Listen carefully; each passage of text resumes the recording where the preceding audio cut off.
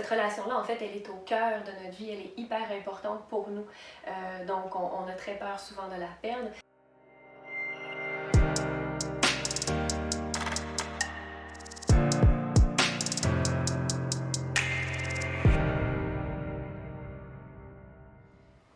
Alors aujourd'hui, on va faire suite à notre capsule d'il y a 2 semaines, donc sur la dépendance affective. On va discuter davantage des impacts sur soi, mais également sur la relation, sur notre partenaire. Et aussi, qu'est-ce qu'on peut faire si on juge qu'on tend vers une dépendance affective. Je tiens quand même à rappeler que la dépendance affective, ce n'est pas quand l'autre nous aime un peu trop selon nous ou encore on juge que nos besoins affectifs ne sont pas nécessairement les mêmes. Là, c'est vraiment plus quand on est tourné complètement vers l'autre personne parce que là, on peut parler davantage de dépendance. Puis si vous vous questionnez plus, bien, vous pouvez regarder notre capsule d'avant. Oui, donc dans un premier temps, quand on parle des impacts sur soi, on va penser à justement une anxiété au sein de la relation. C'est quelqu'un qui va souffrir de dépendance affective, par exemple, va avoir tendance à essayer de retenir l'autre, de quitter la relation, à user de stratégies comme de la manipulation ou à être dans un mode un petit peu inspecteur, à chercher ce que fait l'autre, etc. Tout simplement pour tenter de se rassurer. Donc, c'est une relation qui va être souvent à soi empreinte de stress. On va aussi voir des personnes qui ont de la difficulté à établir leurs besoins, leurs limites et qui vont peut-être justement se laisser plus facilement entrer dans une relation de violence ou en tout cas inégalitaire, du moins. Donc, par rapport à soi, justement, on va avoir parfois l'impression de perdre son identité, de se perdre en l'autre. Donc, ce qui va enchaîner vers souvent une difficulté à mettre ses limites. Ça pourrait être, par exemple, dans la sexualité, faire ce que l'autre désire ou ce qu'on perçoit qu'il désire pour être certaine ou certain de continuer de lui plaire et de maintenir cette relation-là. Cette relation-là, en fait, elle est au cœur de notre vie, elle est hyper importante pour nous. Donc, on a très peur souvent de la perdre. Donc, c'est un peu ça, on pourrait dire, là, au niveau de certains impacts personnels, quoi qu'il pourrait toujours y en exister d'autres.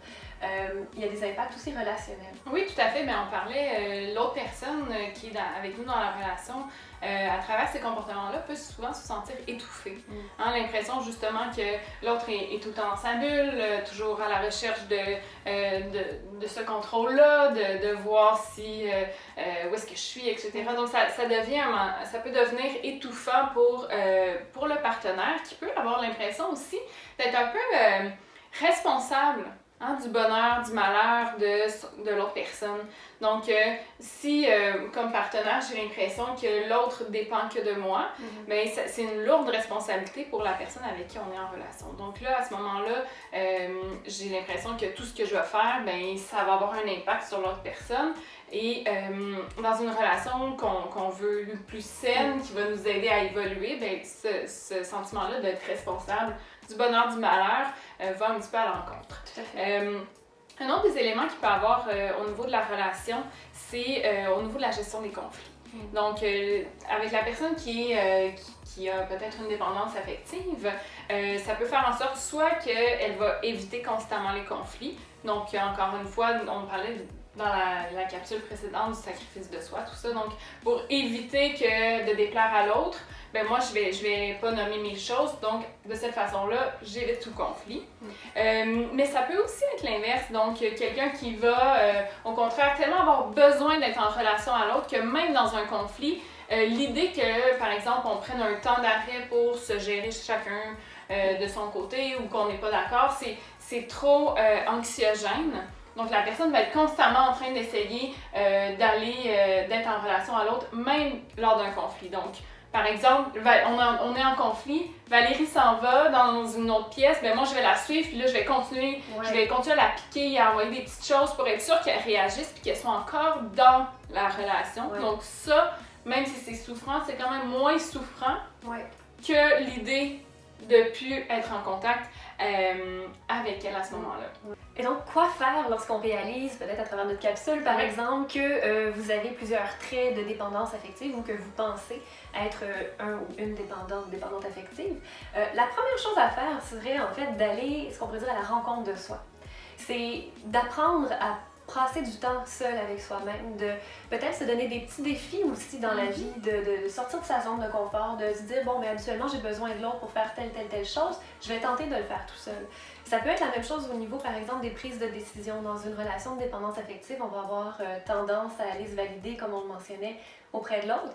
Mais un autre défi qu'on peut faire, c'est de te dire, ben, je vais prendre une décision sans le demander. Je vais tester qu'est-ce que ça me fait vivre. Ou en tout cas, je vais tenter de surpasser l'inconfort que ça me fait vivre.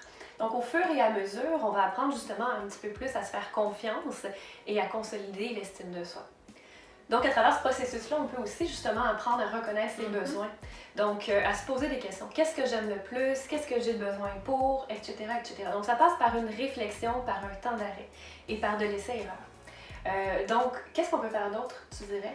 Oui, tout à fait. Il y a une partie qui va être de soigner les blessures, hein, parce qu'on l'a nommé dans notre autre capsule au niveau des origines, qu'il y en a plusieurs des origines qui proviennent de notre enfance, de la façon dont on était, dans notre attachement avec nos parents, etc. Donc, c'est sûr que peu importe la blessure que j'ai qui peut être à l'origine, mais il va falloir que je vienne soigner ça. Donc, ça soit de la reconnaître, comprendre le manque qui s'est installé, reconnaître justement les pensées, les croyances qui vont alimenter la dépendance affective. Par exemple, si je crois que personne ne va jamais m'aimer, que je suis mieux de rester dans cette relation-là parce que je ne trouverai pas personne d'autre, ce genre de croyances-là risque de me maintenir dans des situations où est-ce que c'est pas nécessairement à mon avantage.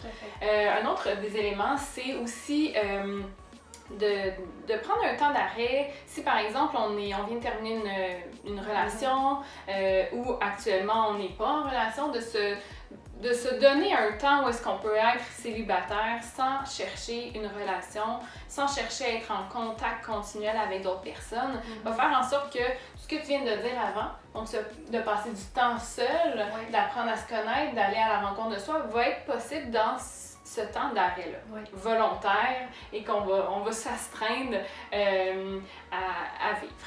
Puis, bien entendu, tout ce qui est démarche thérapeutique peut aider, hein, parce que ça reste quand même un élément où il y a beaucoup de sources différentes.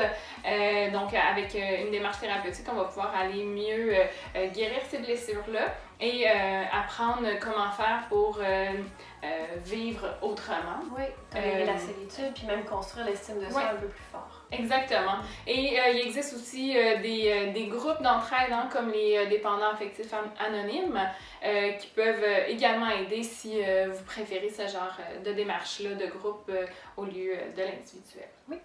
Donc, merci de nous avoir écoutés. Si vous avez aimé la capsule, n'hésitez pas à faire un pouce en l'air. Et puis, on vous dit à une prochaine fois. Merci!